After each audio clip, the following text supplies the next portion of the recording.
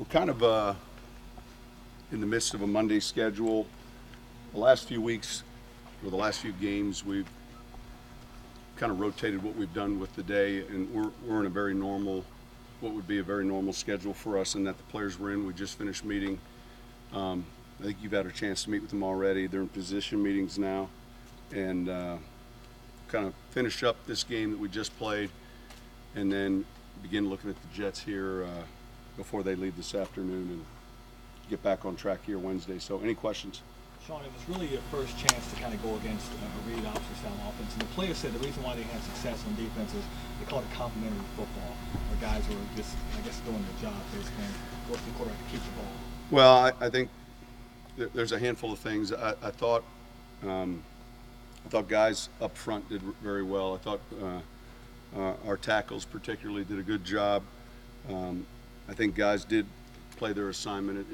It's one in which it requires discipline, and if someone gets cut off of a gap or fails to get to their assignment, it can really expose you. But I thought we did a good job. Overall we held them to 80-some yards, 88 yards, and they were a team coming into that game averaging a little over 144 yards. So it was one of the better rushing teams that we had gone against, and I thought overall that was going to be important for us, especially knowing coming into the game it was something that they were going to want to do. Is it as simple as wanting the quarterback to keep the ball? Well, it's not just that. I think it's just number one, formation, play recognition. Oftentimes in those shotgun sets, the back depth, which side he's on, strong or weak, and then understanding how that pertains to the front and the support. So when it's a give, maybe when it's a keep, there's a lot that goes into that. And if the front and the front seven aren't on the same page as the secondary, you can give up a big play. So you mentioned how important turnovers are. You keep hearing the players talk about population to the ball. How much do you emphasize it during the week? Is this a daily thing, meeting, every meeting? We try to make an emphasis in regards to the turnovers daily. There are times when you're not in full pads that it's more difficult. It's still technique. There's still an effort element. There's still a want-to element to create. And then there's the technique of trying to do that, protecting the football. Those are things that we like every other team in the league understands are important. And I felt like yesterday that allowed us to overcome some of the other things that weren't as good. And getting three on defense and then not turning it over on offense or in the kicking game, I thought that was pretty significant in the game. You said the game is never as good or as bad as you thought it was originally, but looking at the film today, did you kind of think some of the mistakes were as bad as you thought last night? No, look, I think you watch the tape and then you see some of the positives there, and so it would be more that direction. There's still some penalties we've got to get cleaned up, and we recognize it's a good front we played defensively. For us on offense, we played a good defensive front, and we had some holding calls. The penalties on Corey are ones we've just got to look real close at. It was just kind of maybe early on the first time he's been involved in the pressures where he's been in that position hitting the quarterback, and so clean up some of that technique, and yet substitutionally, and just a few of the elements. You, as a coach, you're searching for that game where you do a lot of things well. And I just felt like yesterday there were a number of things that we could have done a lot better. Watching the tape, though, there were a lot of things, a lot of battles that we won. I thought our tackles played well. Hicks played well. I thought Hawthorne did a good job. We had the interception by Keenan. Thought we made some big plays. I thought Jimmy Graham, for the work week he had, handled it well. I think that Kenny Stills continues to really play well at a high level and really play at a consistent level where he's made some big plays for us. I thought Drew was very sharp, and so I think back to that subject, though, the turnovers all of a sudden can kind of mask, some of the things that you want to get cleaned up, and I thought they did yesterday. Did Drew's game get lost maybe in the post-game conversation? 5 touchdowns and looked really sharp. I don't think so. I mean, I think at times we can become accustomed to him playing well, but I think clearly, I know in the evening they put on some feature about 5 touchdown performances or how many in comparison to other great quarterbacks. But I don't think so. I think that each week we're trying to put together our best effort, and I think Drew even said it. There's some things that as we play games of more importance, as we play potentially teams that are a little bit different, we're going to have to be on a little bit better, especially early on. How much of a fine line is it between the wins and losses in this league? You mentioned trying to clean up the certain aspects of the Saints ball game, especially with the schedule stepping up in difficulty over the next few months. Yeah, I think we try to avoid looking at the 5 weeks ahead, 4 weeks ahead. But to your point, the wins and losses do come. Last possession of games, looking back at yesterday's, there's 4 or 5 of those games that finish with some team or the other defending or attacking in the 2-minute. It's been that case for us with Atlanta. It's been that case with us, Tampa. It's been that case with us, New England. And so, here at 6-1, there's 3 or 4 of these games that are last possession games. That's pretty common in our league. And so having the discipline and the understanding that you're going to have poise, you're not going to make the mistakes, and it's not going to cost you, I think is important. But so we make the corrections, and the focus really shifts after today just squarely on one game, and that's it. And it's playing New York on the road, and a Jet team that is certainly coming off a tough loss yesterday, but a dangerous team and a team that's won some big games already this year. Sean, what about Sean? Detail. Guys like Grubbs and Zach are talking about how they feel like that they've just got to do a better job of making sure Breeze goes untouched. They know it can't be perfect, but do you see the same thing, that he's getting hit a little bit more this year, or teams are doing things differently? Well, I think one of the thoughts was, how much from a protection standpoint when we look at our man protections, our zone protections, but I think certainly how do we reduce the pressures of the hurries? We see that if he can operate in rhythm and he can operate with time, the success he can have. I think that quarterback pressure battle each week, we felt it was going to be important in this game, and we actually won that battle when we added up pressures and sacks on both sides of the ball. This was a team that is exceptional at getting to the quarterback with some elite pass rushers, and even the inside players were very good at hurries. So we've got to be smart about what we're asking those guys to do up front, and then also just have a little bit of variety so that it's not a steady dose of one protection or the other. What do you think of the defense holding 6 of 7 teams under 20? And does that affect sometimes your play calling and give you more flexibility in that regard? Maybe as it pertains to 4th down, maybe as it pertains to certain risks. I think that we've kind of tried to take an aggressive approach, period.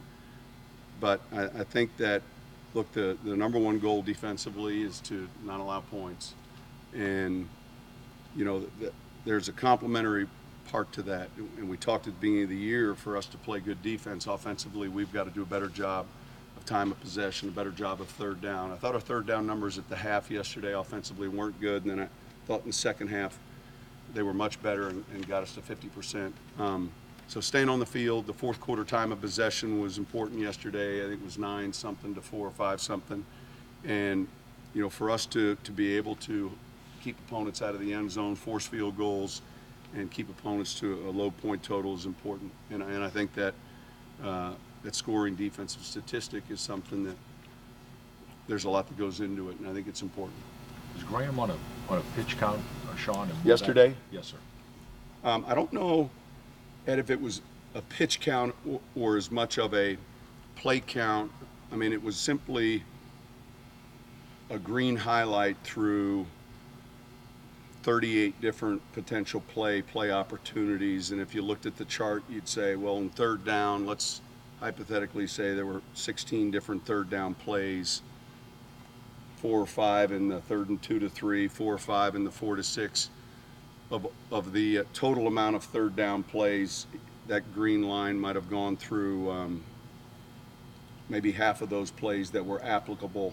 In other words, that we wanted to make sure that we weren't taken away from a lot of the timing and work that we had done with Ben and Josh and the other tight ends. So it was a matter of just taking a highlighter out and looking at plays that fit in third down, that fit in red zone, that fit in the running game or in the drop back or play action passing game. On both sides of the call sheet, I would say there was probably about 40 highlighted plays, some of which were repeat.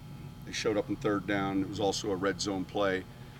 And then, the challenge was, how's he going to feel playing a couple plays and then being out 10 plays? Is there going to be any soreness? But this wasn't a swelling issue. I think it was a matter of, hey, did he feel comfortable planning and jumping, stopping and starting? And he did. He did a very good job during the workout. And then it was just, sitting down and saying, all right, kind of going through these green highlighted plays that we had done the night before. And then all of a sudden, he's able to get in and play, I think, 18 snaps, but he had a couple big plays for us, and it worked out well. For a guy like that, though, to not practice Wednesday and Thursday and to be limited on Friday. Friday was important. I said that. I thought Friday was going to be important in the process. Typically there aren't many players that don't practice Wednesday, Thursday, or Friday at all in that play and have success playing on Sunday. There are a few that have. I thought Friday was going to be important, that we saw something and he was able to get work in. And I thought that was helpful. And then, I felt all week long his body language and his demeanor was that where he felt he was going to be able to play. I mean, it wasn't as sore as he thought, and it was getting better quickly each day. And that was encouraging, because at the beginning of the week, I think we took more of an approach skeptically, is let's just put this game plan together as if he weren't going to play, and then it might be much easier for us to go back and take a highlight through some things we think he can help us, rather than put the plan together with the idea that he's in and then he's not at the end. So we took that approach.